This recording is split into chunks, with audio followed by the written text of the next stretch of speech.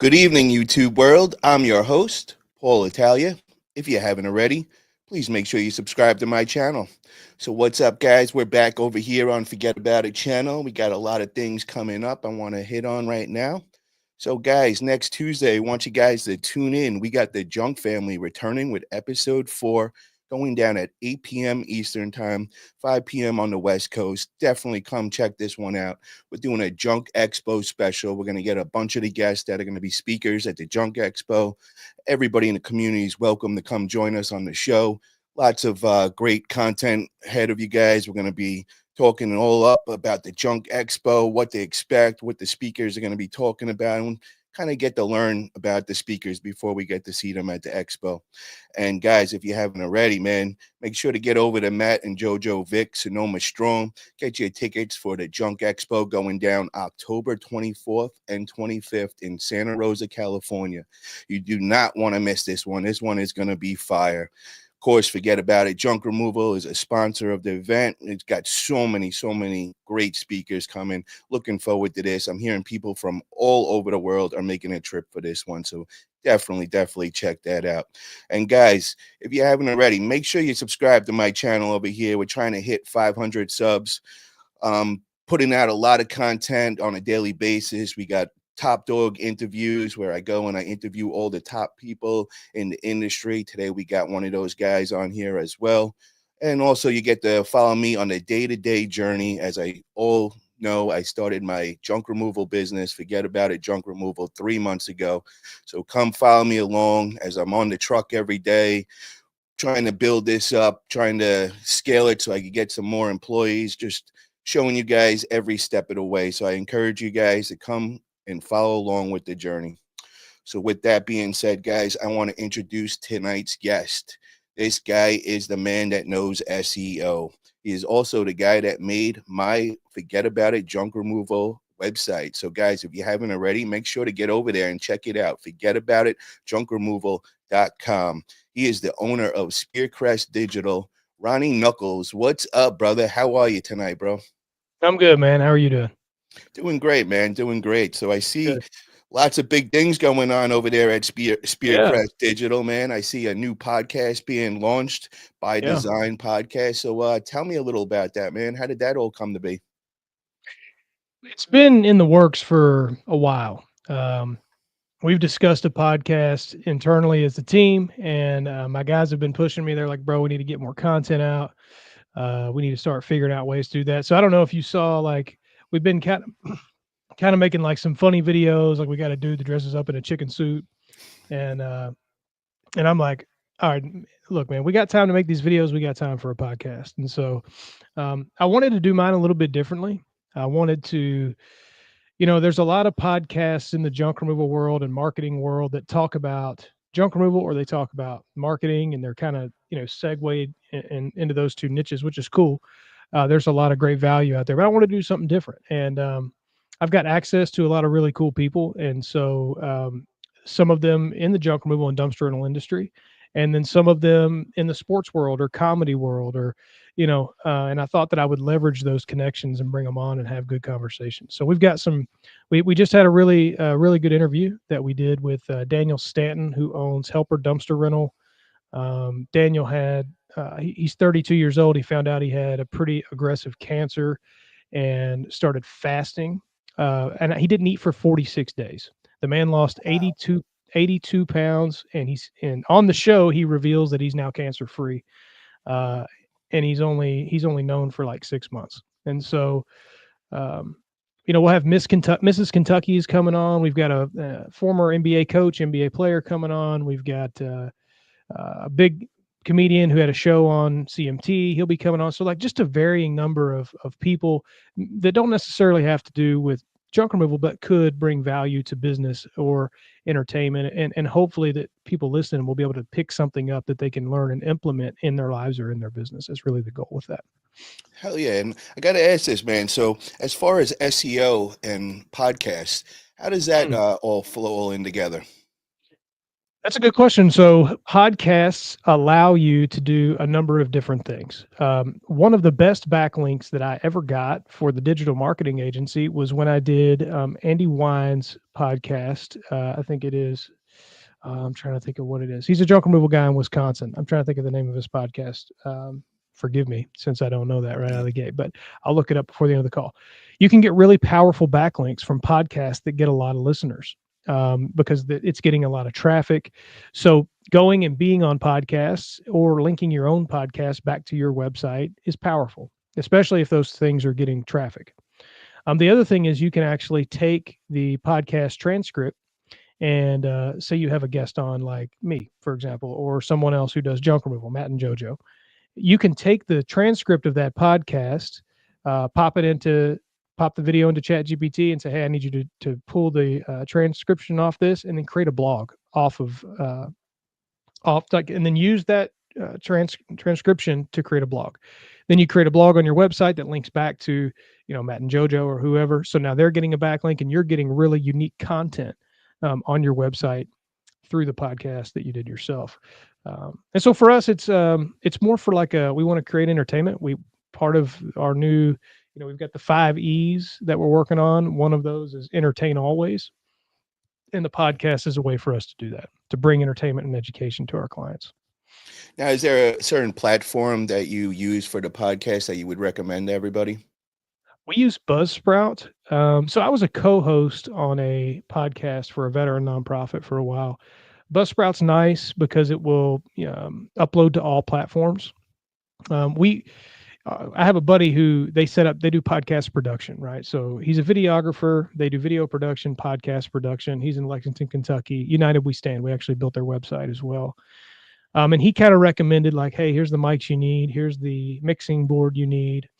And so we buy this stuff. And then I'm like, let's do this for real if we're going to do it. So now we got lights, we got a mixer board, we got like a switching board, we got 2 cameras, we got a guy who's like producing it in the background and flipping cameras back and forth. And we're working on the audio. That's kind of a weird thing. But going back to the question, Buzzsprout allows you to like, you can clip in audio in the beginning. So if you go listen to our podcast on like Spotify, every time we upload there, we get the automatic audio, the automatic outro music.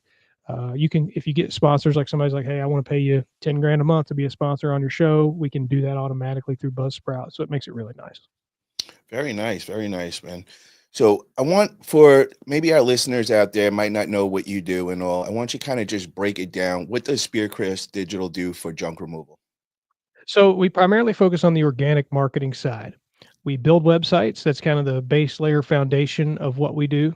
And then we rank those websites and Google business profiles. So right now, currently, we're not managing ads, no Google ads, no Facebook ads. Caveat yet, we are developing that part of our business, which I'll talk about maybe at a later date. But for right now, we focus on the organic side. So we want to get your website in front of more eyeballs. We do that through off-page and on-page SEO. So we make sure the website's structured properly on the back end. Everything's laid out as it should be on the website.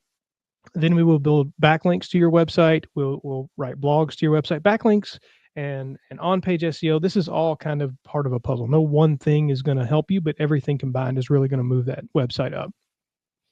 Then we manage the Google business profile, because one of the biggest movers or biggest assets to a business is where it ranks in Google Maps right now.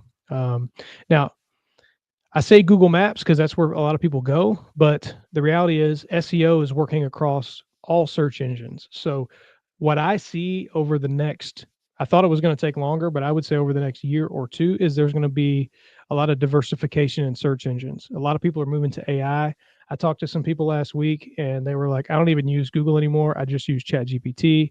Even for search, even for like if I need a plumber, they're going to ChatGPT for that because ChatGPT is spitting out the same results. Now, the same strategies that you would use to rank on Google, you would use to rank on those other platforms.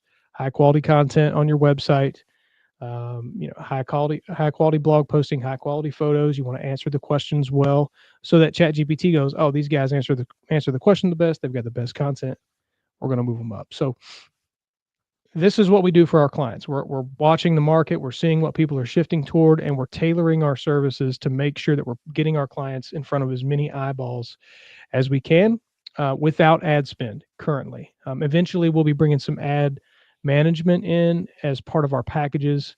But I like to be good at what I do. I don't want to roll things out just for the sake of making money. And so we're beta testing that with our own junk removal company right now. Once that's turning a profit, then we're going to start rolling it out to a few clients for free, and then eventually we'll bring it on as a full blown service. So you just brought up one of these topics that I seen discussed in junk removal this week, and I believe it was Xavier that brought it up. I seen one of the posts that he made, and it was about people making a switch from using Google to ChatGPT, and what is the future going to hold for Google. So, what's your thoughts on that, man? Because just like you said, I see a lot of people making that switch to ChatGPT, and recently I've been doing it as well. And Yeah. anything that I have a question about, I run it through ChatGPT, where it used to Yep. be Google and all. So, how is that going to change, like the whole advertising and Google My Business and Google Maps? Like, do we see that changing in the near future? I don't know how near, but I do see it changing. There's a very wise guy that he will drop tips for me every now and then. His name is Jeff Glass. He's an OG junk removal guy. He was the kind of the original marketer. I think even before like Lee Godbold and them got started, Jeff Glass was like the first ever junk removal marketing guy. He sold a couple junk removal businesses, and Jeff has this unique ability to. He was doing marketing for junk removal businesses when Yellow Pages was still a thing, and so he saw the transition over to Google, and every now and then he'll sprinkle in little bits of wisdom, and he's like, "Hey guys," he told me this 2 years ago. He's like, "This is when AI first started." He's like, "That's the future. You need to start figuring out what it's going to take to rank there." And he doesn't even do marketing for junk removal companies anymore.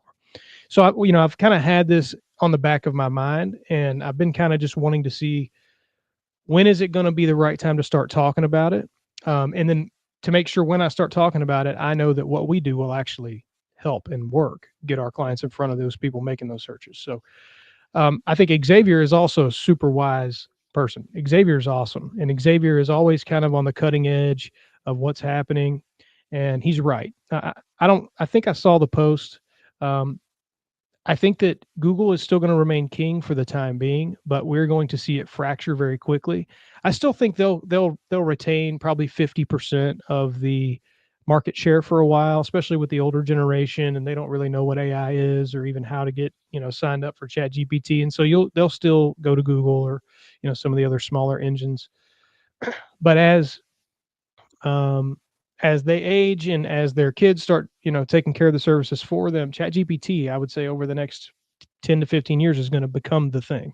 Now, maybe Google comes out with some other version of their search. I don't know, but I know AI is going to shake the way people search for services. It's going to shake it all up. I do think that is going to affect Google Ads. Um, and maybe there's some version of advertising on ChatGPT that arrives at some point. Again, I'm kind of going off on a rabbit trail here, but I do see over the next, I would say even over the next 24 months, you'll see Google lose share in the market because people are actively already using ChatGPT to make those searches.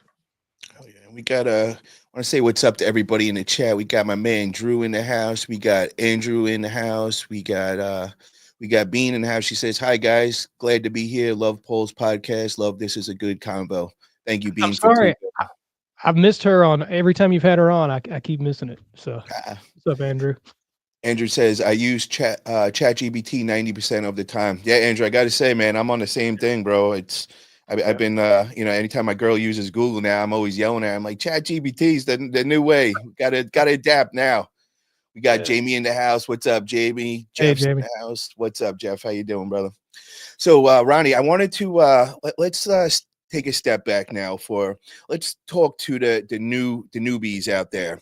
When is the ideal time for them to be hitting you up, man, for your services? So I'm assuming, from what you were saying before, step one is to start off with a website. Am I right by saying that?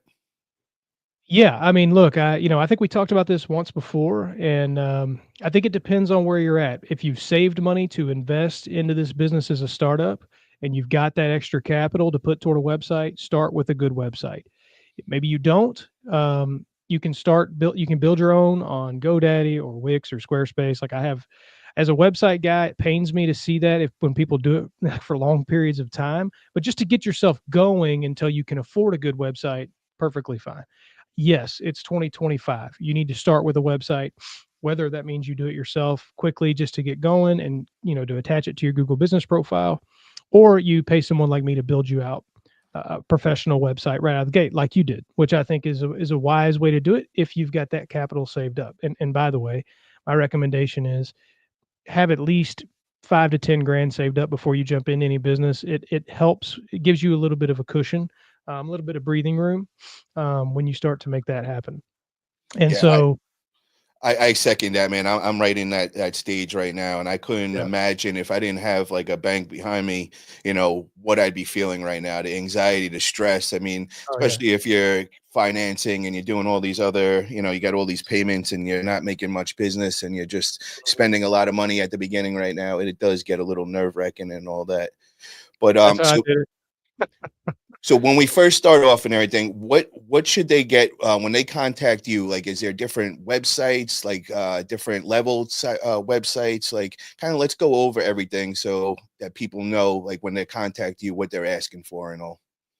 Yeah, so we're building out a tier system right now. So we've never really had like a very clear, hey, here's what a minimum website costs. Now I'll tell people that on a call, but we've never had it like on our website, and that wasn't intentional. Like we weren't trying to hide it. We just never had the time because when we build it out, we want it to really make sense and make sure it shows like here's all the pages, here's the amount of content you're going to get. So we're actually building that out, and probably before the end of this month that edit will be live and it'll show all of our pricing and everything you get with that pricing. A lot of marketing agencies don't do that because they want to kind of fill you out, and if they think they can sell you at a higher rate, they will.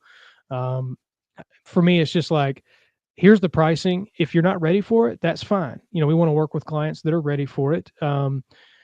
When someone comes to us, um, we are not going to work with anyone unless they're doing about $15,000 a month in gross revenue. Okay, that's kind of our baseline, and we don't do that because people doing less than that aren't good enough to work with us. But we get people making less than that want to, and then in the past we've allowed them to come on and work with us, but we are a super high expense to someone making less than 15 grand a month, right? And they very quickly go from yeah, we're willing to wait for this to work and we're willing to be patient to oh my god, I'm spending all my marketing dollars on you, and it's been 2 months and I'm not getting calls. Well, that's not how SEO works. But when we're that higher expense, the expectations change. And so what we found is for clients making about $15,000 roughly or more, they have built the business to a point where yes, we're still a decent expense, but we're not going to break their business, right? And they're able to give us the time we need to get leads flowing in. Um, and so that's first of all, I think if you're going to work with an agency that's quality, it's likely not going to be cheap because they need to be incentivized to go and do the work for you. If you find someone that's cheap, I'm not saying that they're all bad. I'm just saying be cautious. Um, because look, if I was charging a guy $500 a month and I have 40 other clients, the guy that I'm charging $500 a month, he's not going to be a priority. I mean, that's just the reality of it. Whereas if I have all of my clients who are higher paying clients who have already proven that they can get their business to 15 grand a month by themselves, that they really don't need me. They just need me to take what they're already doing well and get it in front of more eyeballs. That's the guy that's going to see success in what we're doing.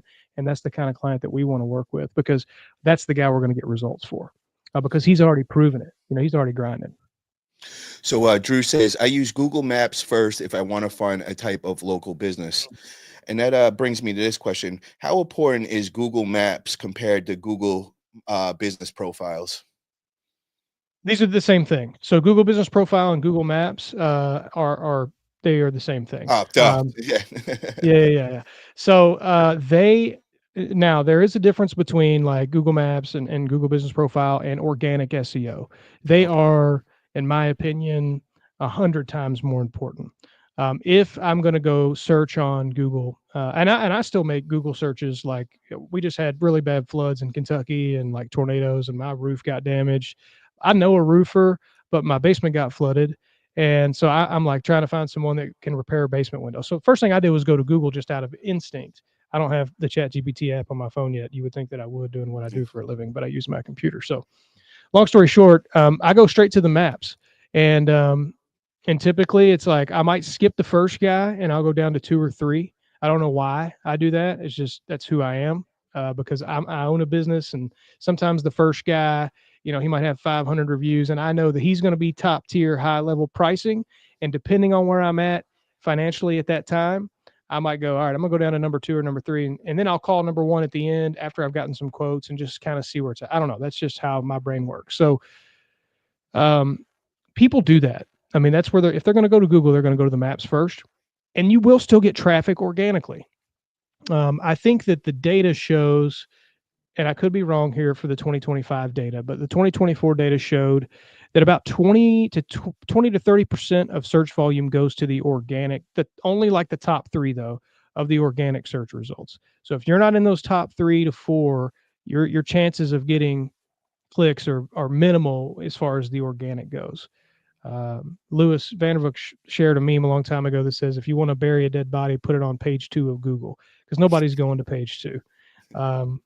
And so So maps let is me the let first me ask you priority. this, let me ask you this, Ronnie. So how do you get into that first top three ranking with organic? Like, what do you mean? Like, how would you build that to get those organic rankings up there?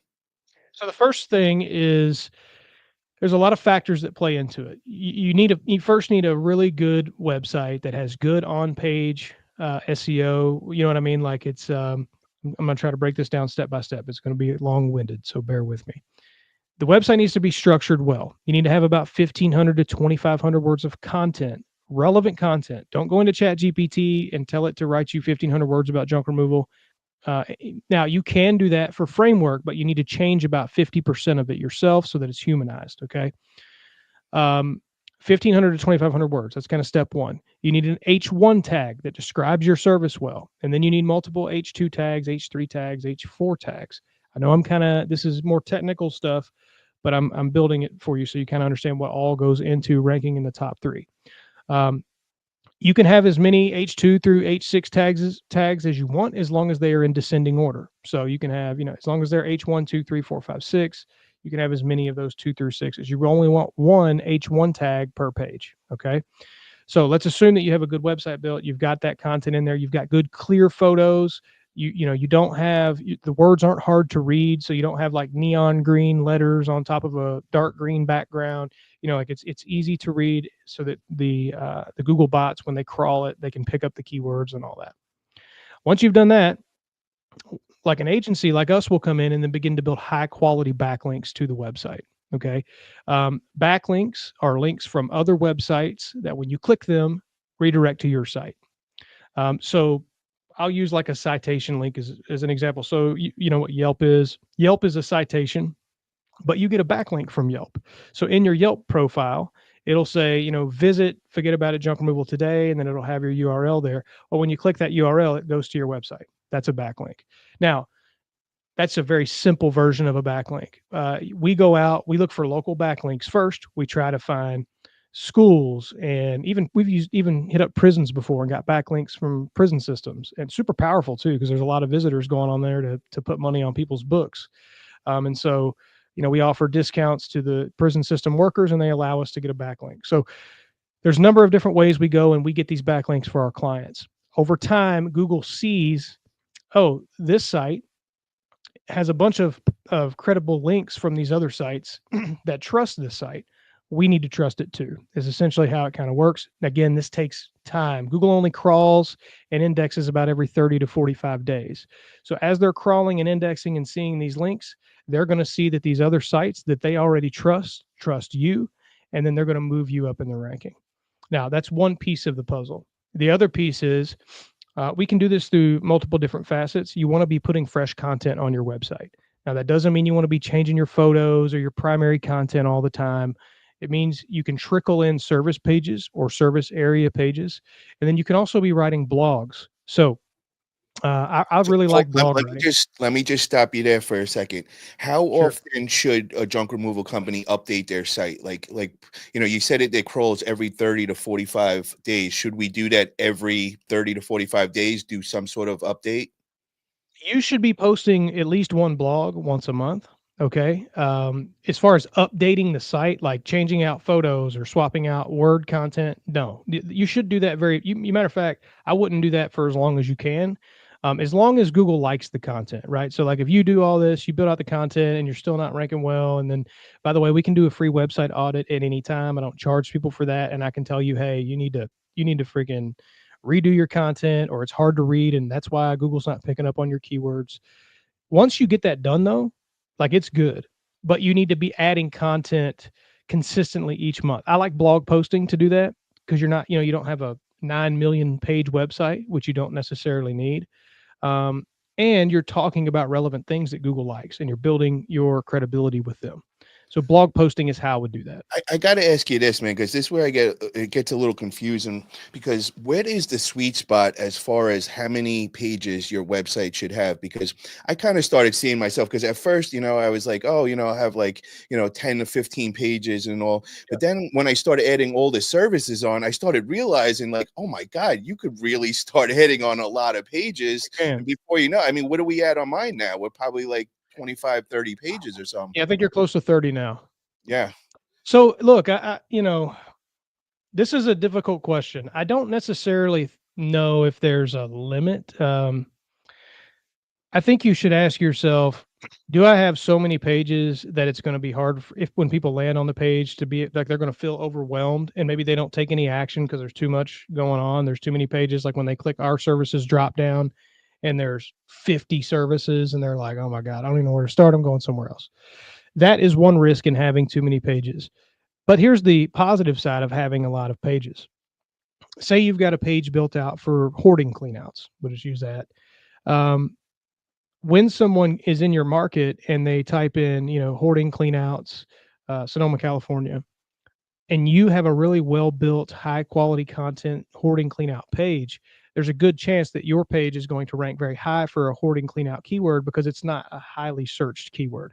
Now, you probably have some competitors that maybe have that page built out too, but in some markets you don't. I mean, we had a client in Ohio, and we did that a hoarding. That's why it popped up in my head. We had a hoarding cleanout page, and he landed like a $7,000 job because he popped up. He was the only guy that popped up for that keyword. So now the search volume is low there. There's no guarantee that's going to happen, but that is the benefit of having individual landing pages. The other kind of not necessarily negative, but it's almost like a wash, like it doesn't help you. If all of your pages are the exact same, like the words are the same thing, you just change out the keyword from maybe estate clean out to hoarding clean out, and all the other filler verbiage is the same, the pictures are kind of the same, the page is essentially kind of cannibalizing itself. Google's not really, the search engines aren't really seeing much of a difference. So it's not hurting you by any means, but it's not really Helping, benefiting you. really. Yeah. Yeah. So, I don't want to say there's a limit on how many pages because that doesn't necessarily make sense. I just think if you're going to do it, the pages need to be unique. The content needs to be unique. Um, yeah. Yep. Yeah. 1,500 words of content is correct. Sorry. I saw your comment pop up. Yeah, let me read that out for Jeffrey says, I've been told by many that you should have roughly 1,500 words of relevant, unique content per page. What are your thoughts? What is your argument against 1,500 words? I have no argument against that. That's actually the minimum that I would recommend to have for a homepage specifically. So 1,500 to 2,500 words of content on the homepage. When you talk about landing pages, you don't necessarily need 1,500 words of content on landing pages. Like, so for example, like a hoarding cleanout page, I would recommend somewhere between 750 and 1,000 words of content on a landing page like that. Um, because that's going to be more than your competitors typically. Now, say we're in a super like LA, like downtown LA, and everybody's got a lot of content on each page. That might change. Our cost would be a lot higher to do that. But my point is, for your service pages and your service area pages, you can get away with 750 to 1,000 words of content on those. But your home page, 1,500 to 2,500 words, is going to put you really up into that sweet spot. So I don't disagree with that at all. That's a good point. America Junk Boss says, if I switch website builders, will that hurt my ranking on Google? I'm organic and don't want to drop down, but I'm considering switching from the guys I used to a guy who knows more about my industry? What's your thoughts on Um, that? no, it won't hurt you as long as you don't change the links on the website. So, like, I don't know what your URL is, but say americajunkboss.com. Um, Switching to a different builder won't hurt as long as they are using, they have plenty of quality content and quality verbiage on the website, and they're using the same links because the link is really what builds that SEO power over time. It might actually help you to make the switch and have a really well built out website. Google might like the content change. So it might benefit you to do that. It definitely won't hurt you as long as you're not changing links out. And when I say links, I also mean like the long tail links. So let's say you've got a junk removal landing page, you would, so it'd be like America junk removal or America, oh, I'm sorry, I couldn't remember the name, americajunkboss.com/junk removal. You would want to make sure that you retain that same URL and attach it to your new junk removal page so that you don't lose the power from that link. That makes sense. So I wanted to find out now. So now the company's up and they're making 15 to 20 grand a month, and also Yes. now's the time to start looking into get into SEO and all that. So how does that whole process start when they contact you? Like, what I'm trying to say is, like, how long can they expect to see the results from the SEO that you guys do?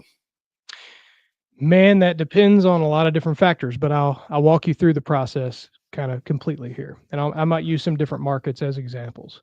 So when you decide that let's say that you're like, hey, I want to reach out to Ronnie and have a conversation and just kind of figure out where I'm at and what it would look like.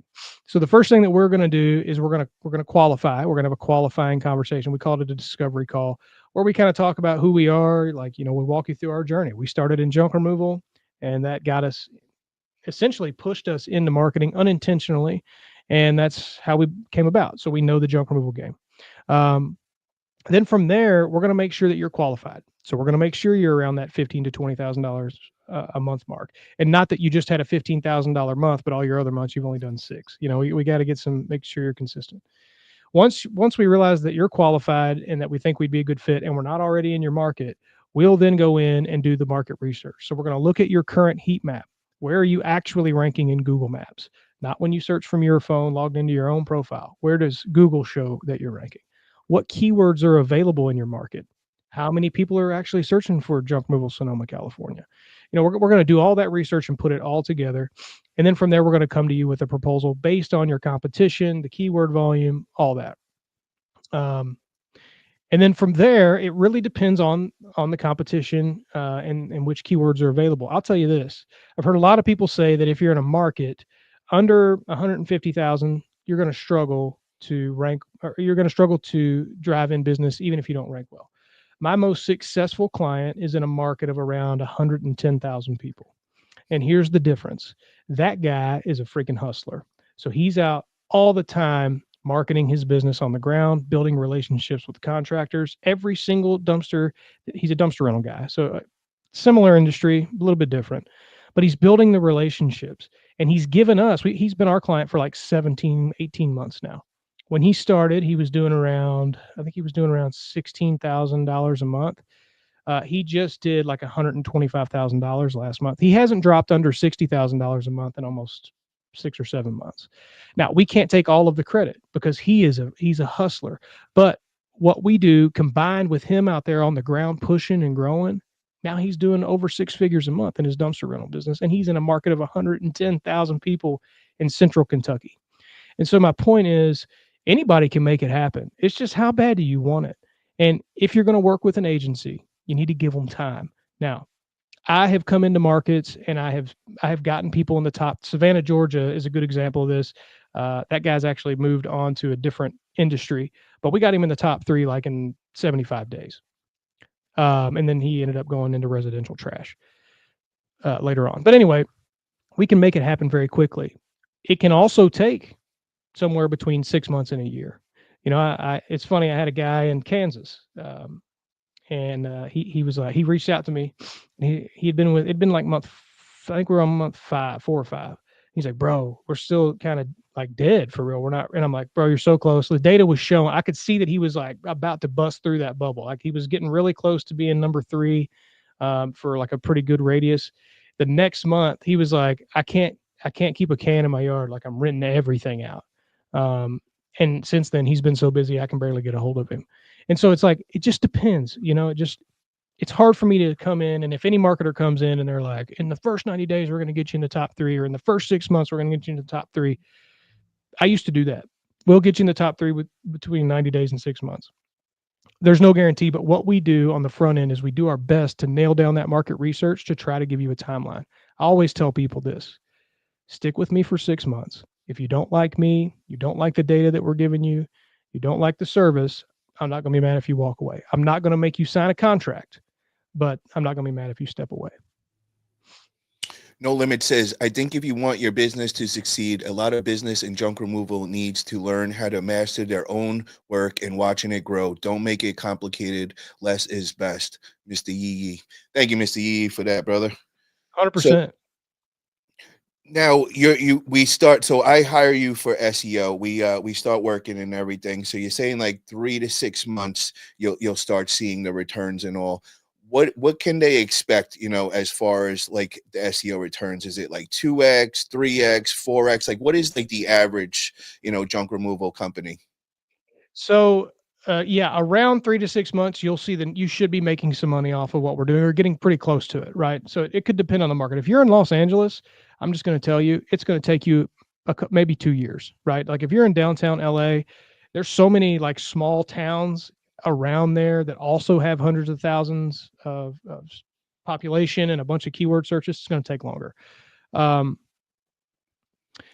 Let but me ask you this, Ronnie. yeah, Now, like let me give you an example. Like in my area, we're in North Cal and everything. We got a lot of the big boys. We got a lot of the franchises in the area. We got 1-800 Junk. We got Junk Kings. They're right in the area. So how can like a junk removal company come out and outrank, a national brand like that that's putting millions into their marketing? Is that possible?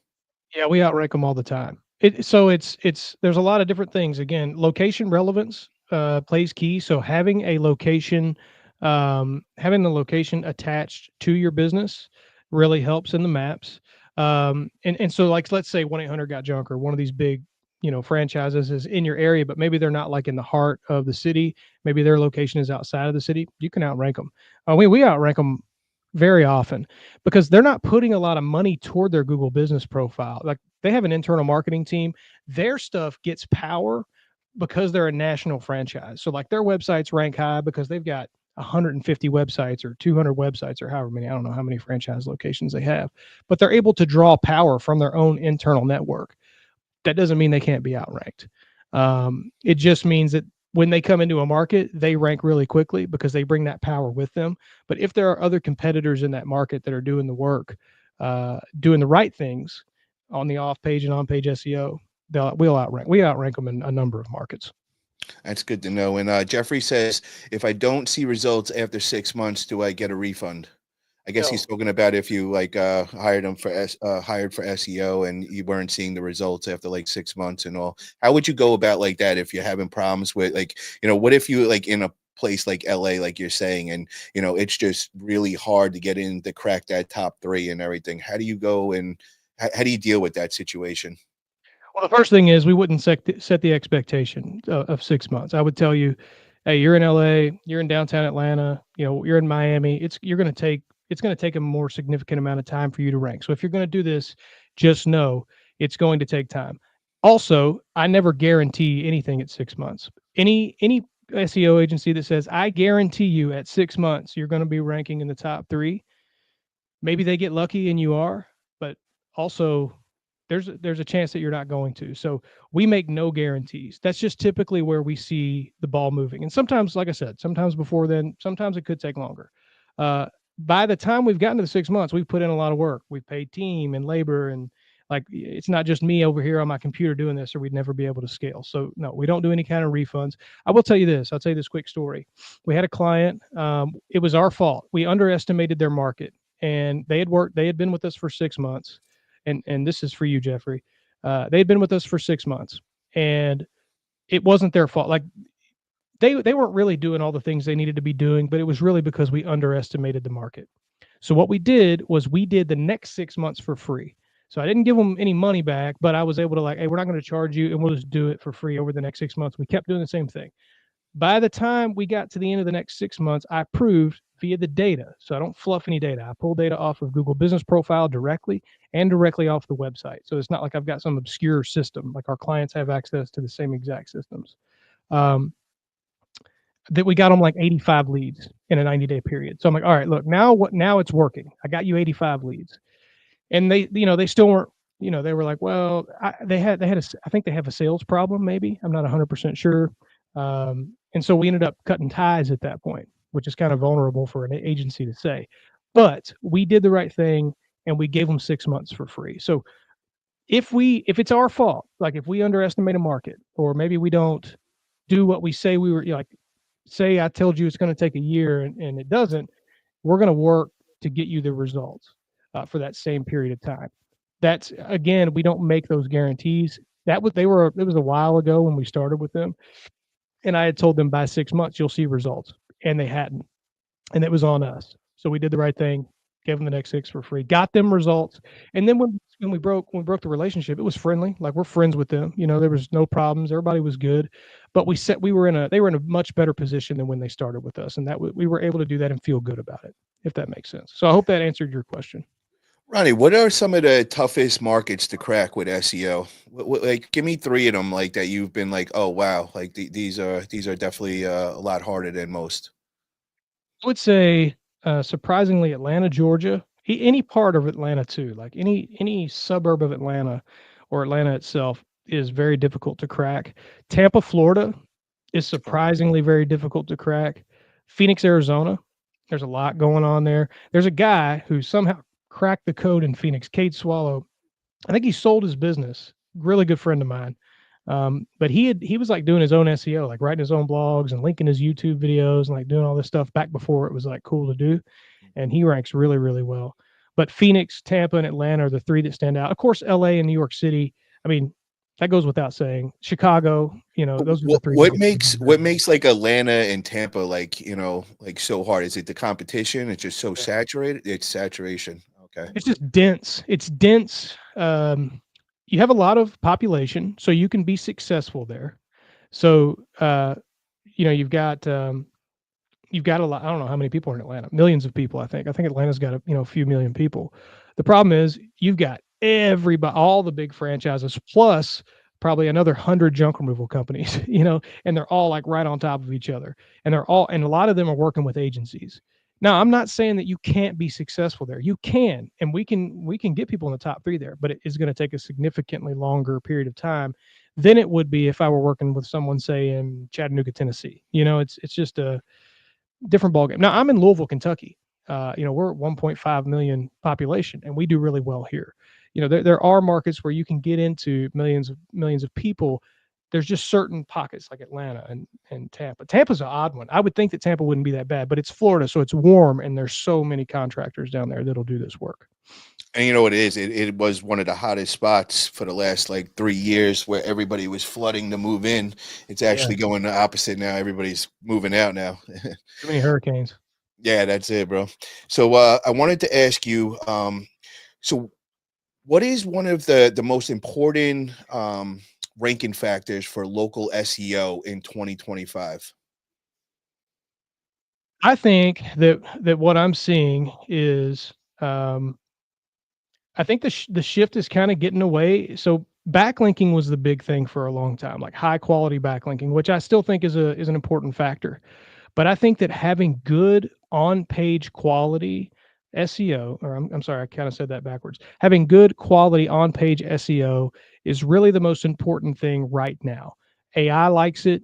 Google's bots seem to like it better. When I put one of the websites we build up next to a website that someone built themselves, or they had an agency just kind of like copy and paste it, it's a night and day difference.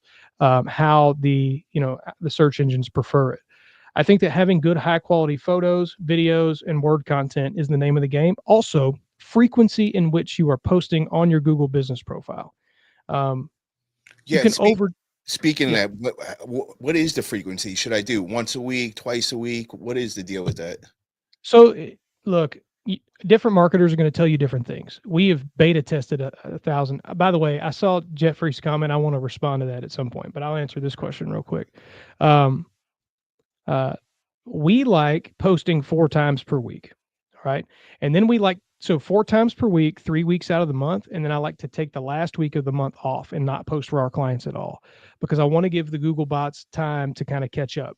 While we're doing that, we recommend that our clients upload at least 4 photos each week, just photos to the profile. We'll do the post updates, like we'll create the graphics and create the content for the post and adjust which kind of link we're using. So like learn more or call now or book now. Like we'll handle that. And then we ask them and we ask them to post photos all, 4 times a week, 4 weeks of the month. And then we post updates 4 times a week, 3 weeks out of the month, and we take the last week off to kind of give. Now, that's what we've seen work best for us. Okay. There might be other marketers that are having success other ways, but there's so many things that go into the Google business profile too. The structure of your website plays a huge role in how you're going to rank on Google Maps. Um, making sure that your service area pages rank, from the primary service area to the homepage or homepage back down to to another service area, or even having Palmetto, California, right? That's where you're at? No, I'm Petaluma. Petaluma. I'm sorry. So Petaluma, you've got other kind of smaller suburb towns around that. So when you talk about those other suburbs on other areas on your website, it builds a picture for Google. And Google, their algorithms can get a really good understanding of your service area just based off the word content and the areas that you're talking about on the website. So having all of that to me right now is the biggest factor in ranking higher organically online in 2025. Okay, and Jeffrey says, do you white label out the work, or is it yourself and your employees doing the SEO? No, we do it all internally. So all the on-page SEO stuff is done, when we're building out the website, and then for the off-page SEO, we have an internal team member, a remote team member. They're a VA, but they're a team member that we've hired on full time, who we built out the process. We will do SEO ourselves internally too. Sometimes, like if we find a cool backlink, it's a long story. I could get into the process, but essentially, I go in once a week to each one of our clients, do a quick search, see if there's any cool local backlinks, shoot it off to my internal guy. Gil is his name. I'm like, hey, add this to your list of links that you're going and hunting for. But yeah, no, we don't white label out to some other agency that's charging us 20% of what we're charging our clients. We did that in the beginning, just to be completely honest. I think a lot of agencies, young agencies especially, do that because it's cost effective. But we were able to build out a system over time and hire our own guy internally. I like that. And Anchors Away says, is Ronnie going to the Junk Expo this year? Dude, so I want to go. I'm going to be speaking at the Lone Star Dumpster Showcase again. They haven't officially announced it, but I got the invite, and it's like literally 5 days after. Uh, my wife would kill me. I've got 3 kids under 8.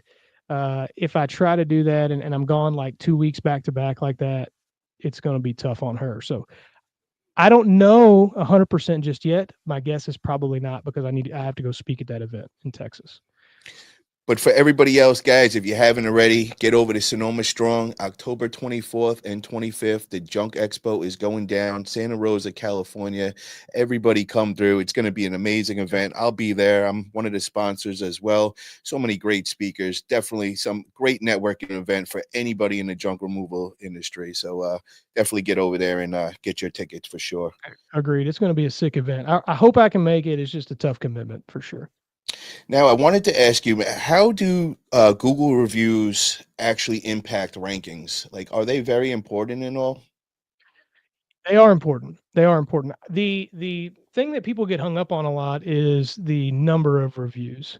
So they think they need 150 reviews for it to matter. It's more about the consistency in which you get the review and how powerful the review is, which you don't have a lot of control over. So let me give you an example. If you get a client that leaves you a review and they say, Fuhgeddaboutit junk removal did an awesome job removing all of the junk from my rental property or whatever. That's a really, and then they take some photos that, before and after photos, or maybe a pile of junk, and they attach that photo to the review and then upload it for you. That's an extremely powerful review because it's got forget about it, junk removal. It's got your name in there. Then it's got junk, removed junk from my property, which is answering the question for Google. And then it's got an actual photo. Google loves photo content in reviews. That's the example of almost like a picture perfect review. Let, Um, let then me you ask can you get this, Ronnie. What if we took the before and after and sent it to the client, or that defeats everything? no, you could do that. You can send it to them as long as they're the ones that attach it to their review. Okay.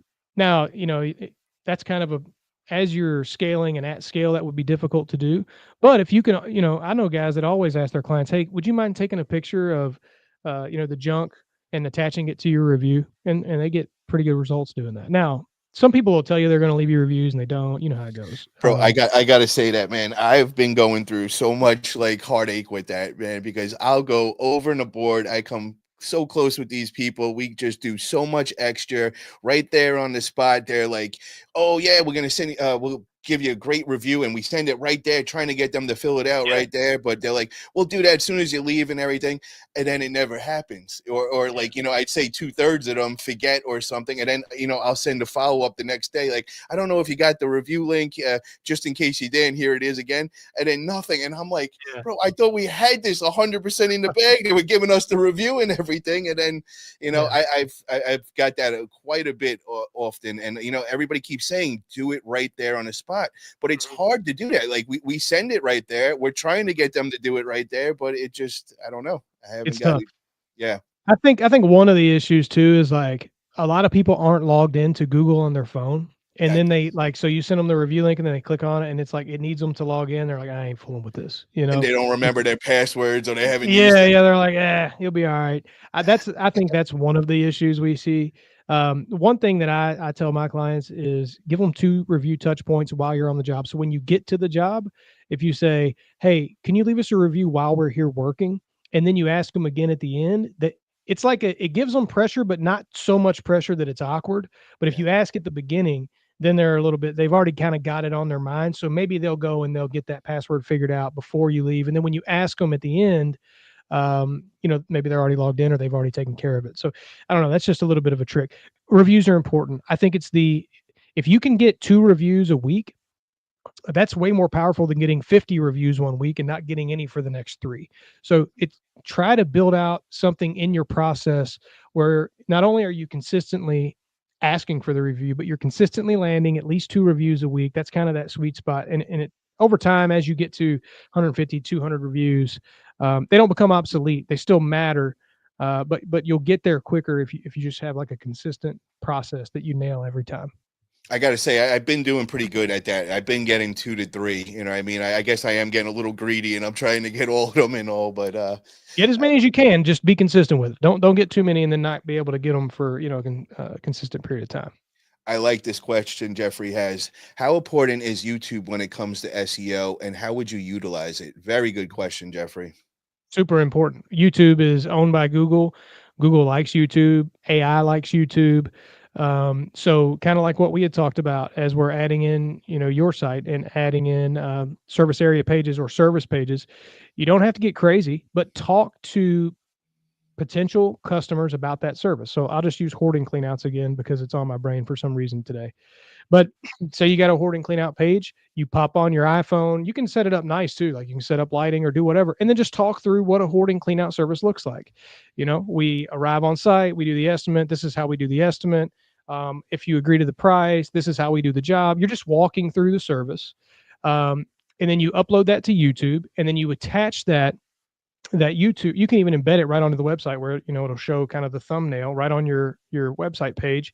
Attach it to the actual landing page, the hoarding cleanout page, and then you're really speaking to Google because Google can read the transcript through they're gonna see that transcript through YouTube. They're also gonna see that you have that page. It's gonna bolster the content on that page.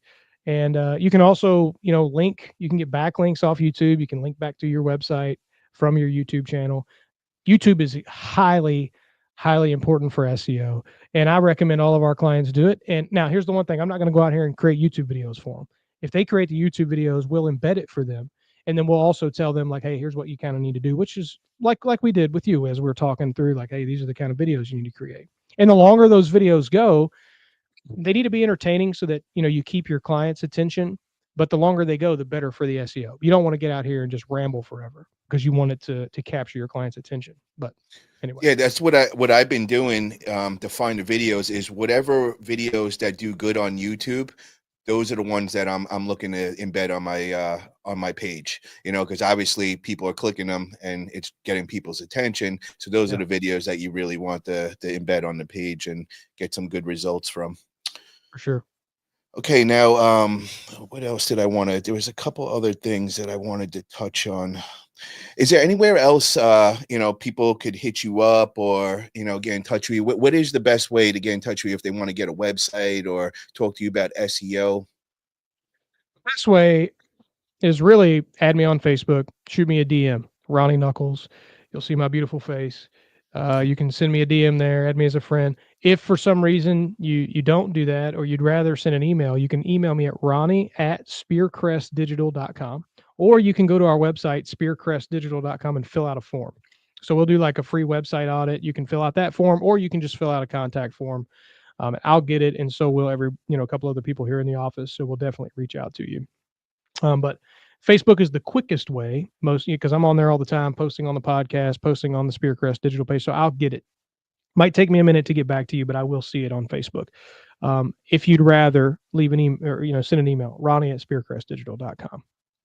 And I got to say, guys, I vouch for him 100%. It's been a pleasure working with you, Ronnie. I mean, everything you did for my website.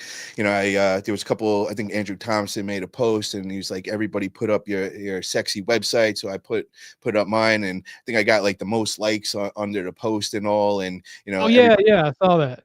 yeah, everybody was saying how sexy it was and all Good. that. So I want to just say I appreciate that a lot. And now we got the new update we just did and all that. Yeah. So that'll be coming out in this next week. So really can't wait to see that. I'm up to about like 30 pages now, and I'm hoping that'll help with things.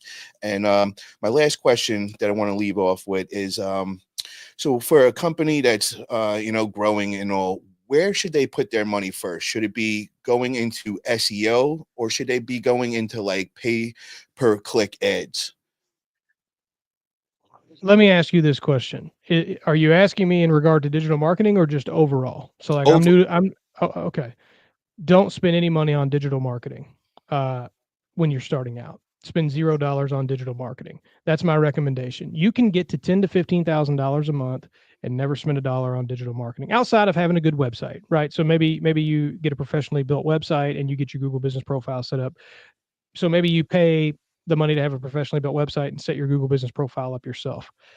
Outside of that, you need to take your advertising dollars and you need to dump it into door hangers, yard signs, maybe set some money aside and join a BNI chapter in your market or some other kind of networking group, which is, can be $300 a month or something. Your money is going to be better spent in building relationships and spreading awareness organically on the ground than it is in SEO or ads. Ads can get crazy expensive really fast, and SEO is a long-term play. So if it's me, I'm dumping all my money. Every job I do, I'm putting out 15 door hangers, 5 left, 5 right, 5 across the street. I'm putting out yard signs. I'm The, asking every the only job, thing, I'm the going only crazy thing, with that. I don't mean to cut you off, but You're I'm good. right there, bro. I'm at that beginning, man, and it's like the phone just doesn't ring at the beginning when you're Oh no, doing it it's not organic going and to. all that. So it's like I feel like you got to do something to just get something coming in at the beginning, Mhm. man. It might not be like the Google ads or Facebook ads, but is there any like platform, even like maybe like a Craigslist, Nextdoor, or something to spark some the phone's ringing, so you're not defeated. And because I gotta say, bro, that first couple months when you're putting out all these yard signs and you're doing all the door hangers and you're not getting one phone call, you start second guessing everything. And what saved me was like around that week 3, week 4, I just started doing like little things like Craigslist. I did like the Google guarantee, and then it brought in some business. So I was at least getting a few jobs a week, and I'm like, all right, something's happening. I got something going here, because otherwise, bro, I if I just stuck with the yard signs and the door hangers, I don't know. I might have only have like 2 jobs or going from the 3 months I started. I think that they're first of all, when you start a junk removal business, prepare to get kicked in the teeth in the first few months because it just is what it is. Nobody freaking knows you. Nobody cares about your yard sign. I think it's yes. Hold on. One thing I got to. People do care about your yard sign, and that is Sergeant Joe of your area. If you cannot put up yard signs, they will be calling you. And I did take it a little extreme, and I put out like 100 yard signs in my town and surrounding town, and I got the calls within like the first 2 weeks. The sheriff of the area hit me up, and he's like, "You can't do this no more. You gotta chill out, bro. You gotta chill out." And then when I rolled up to the dump, everybody in the office, they're like, "Bro, are you putting out your yard sign?" And I'm like, "Yeah, what? How did you guys know?" They're like, "It's all over next door. They're talking about how you put them everywhere, bro. You got to chill out a little with that." So, you can't go too crazy with the yard signs, Gotta be man. easy. Yeah. Yeah. Yeah. Look, when I started my junk removal business, it was a different time. It was 2018, which isn't forever ago, but still 7 years. Things have changed. Craigslist is how we started. That's how we got our first job. I don't know if as many people are using Craigslist. I think you made a really good point that maybe I missed when I was thinking about it. Google Guarantee works good in certain markets, and you can set it up yourself. You don't need to pay an agency to do that. It's all budget based. Just make sure that you're ranking for the proper keywords and just monitor it closely, because you will get, in Kentucky, like in my market, it doesn't work that great. You get a lot of tire kickers, a lot of people, like, hey, how much do you charge for a single mattress and things like that. We got away from it. But I've heard really good things and seen really good things in other markets. So maybe try that. Even if it means you just kind of get the wheels turning and you get a few jobs under your belt. Maybe you don't make any money, but you're kind of getting a feel for what works and what doesn't. Craigslist, look, it's $5, dude, for a post. Like, pay the $5, put it on But there. That's actually a really good point. got to make this clear though. Just beware when you do that on Craigslist and you start advertising, you will get 5 to 10 phone calls a day of them trying to trick you to think they're a client. And it's all telemarketers. I've only got one job so far. I've only started, I think it was 2 weeks ago. I started every day posting, I think it's like 5 to 10 ads on Craigslist. I got one job in that 2 weeks, but that one job paid for everything. It was a house clean out.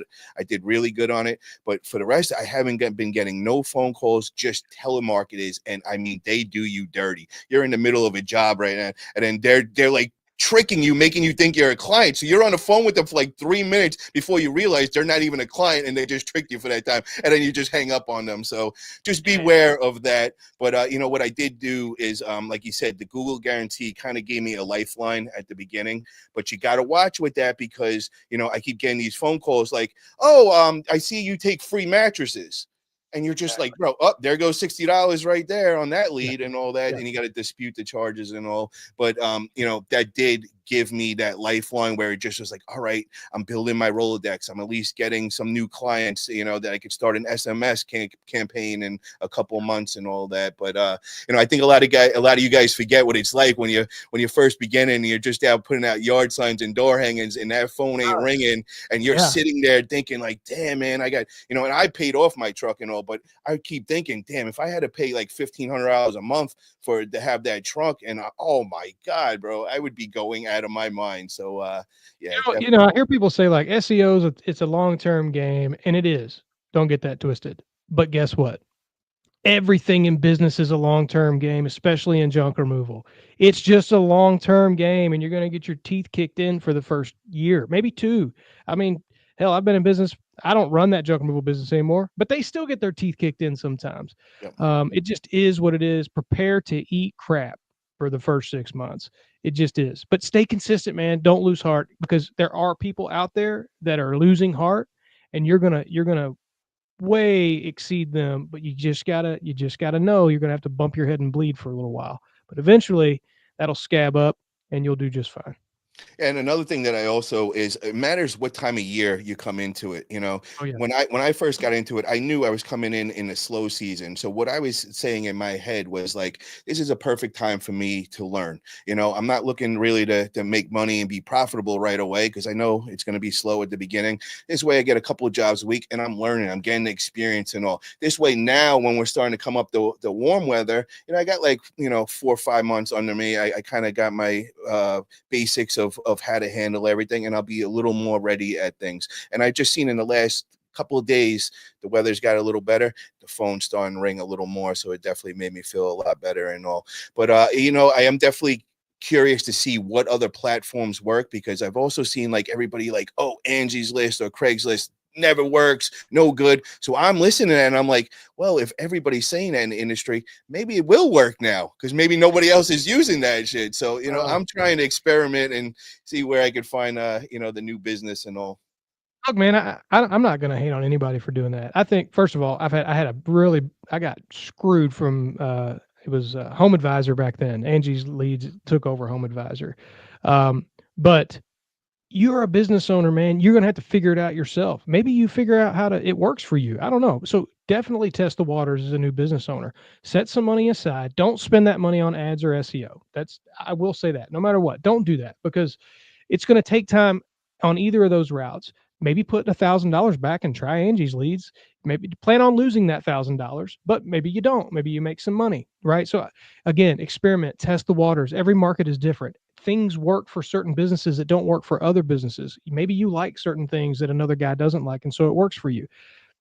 Again, you're going to have to learn these things on your own. So don't count anything out, but hustle your way.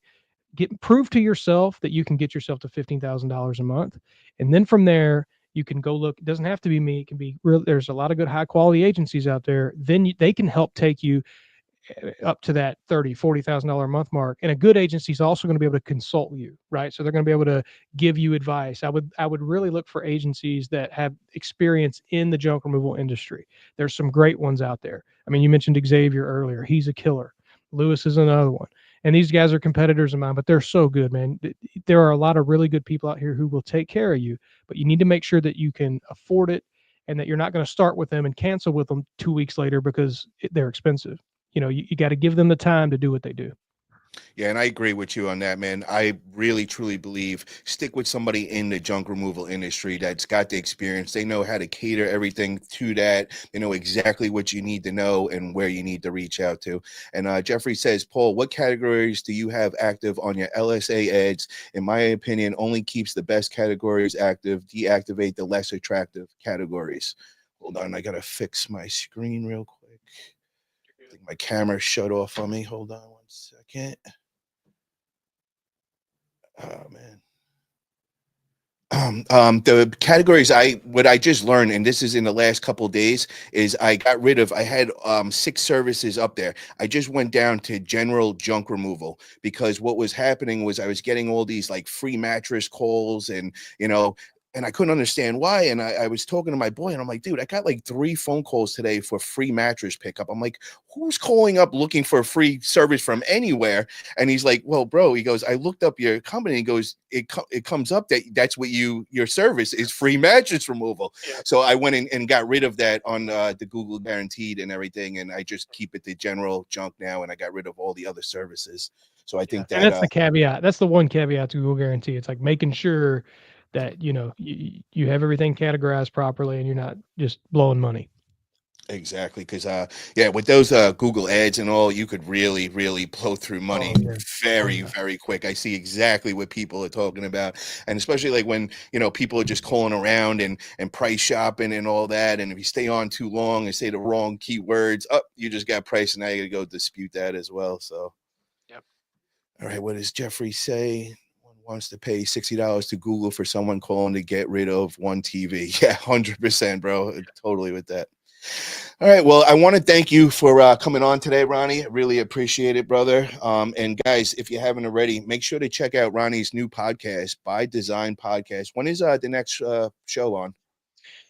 Our most recent episode aired on Monday. So we drop episodes on Mondays and Fridays. So this coming Friday, We have an internal Bible study as a company. So the next Bible study episode will be dropping on Friday, and then we'll do. Oh, I have another one-on-one interview actually with a team member on Monday, and then we have a comedian coming in. He's got 1.8 million followers, and so like then we're going to get into some cool guests as we move on into the month and into May. So every Monday and Friday, By Design podcast with Ronnie Knuckles. It's a picture of my kind of an outline of my face with purple and yellow colors. If you're looking for it, you can find it on any streaming platform. Hell yeah. And guys, if you guys need to get any website done or SEO, Ronnie is the guy. Be sure to hit him up. He works over at Spear Crest Digital. He's an owner over there. So and if you guys want to see some of his work, get over to Fuhgeddaboutit, junkremoval.com. He did my whole website. We just did a whole big update, just added on like 15, 20 pages. So really excited about that, guys. So definitely check that out. And just want to thank everybody in the chat for all the great questions. And if you guys haven't already, please make sure to smash that thumbs up button. And thank you again, Ronnie, for coming on, brother. And also want to Me, man. also, if you're free next Tuesday night, we have the Junk Family Returns. It's our community show where everybody's welcome. I think you were on the first show to begin. Yep. But yeah, we'd love to have you on if you want to come on next Tuesday, and that's at 8 p.m. your time. Awesome. I'll check the baseball schedule. If I'm free, I'll be there. I got my boys got 24 games this year, so we'll see if I'm free. I appreciate it, brother. Appreciate the invite. What position does he play? Well, this year will be the first year that he's like one of the better players on his team. So he's on two different teams. He got invited to play up into third grade. He's a second grader. So I'm not 100% sure what he's going to do there. I'm thinking he'll probably be second base-ish. Maybe he'll probably play some outfield because he's one of the younger kids. On his rec league, he'll be playing catcher, between catcher, and he'll rotate catcher and first base. And then his little brother will be playing pitcher and second base. So. Very, very cool, man. Yeah, I was a second and shortstop, a middle infield guy. I love that. Yep, hell yeah. All right, I wish I would have played baseball, man. I should have. I'm a short dude. It would have been a perfect sport for me, but I never played. What sport did you play? I was a basketball. So I'm in Kentucky, man. Everybody in Kentucky plays basketball. I was a really good basketball player, but I hit, my freshman year I was 5'8", so I was kind of taller, but I never grew. And then by the senior year, there wasn't a whole lot of dudes my size on the basketball team anymore. So I went in the Marine Corps. But very cool, man. Well, have a great night. Thank you for everything, and we'll be in touch soon, brother. All right, thanks, Paul. Appreciate you, brother. Thanks for having me on.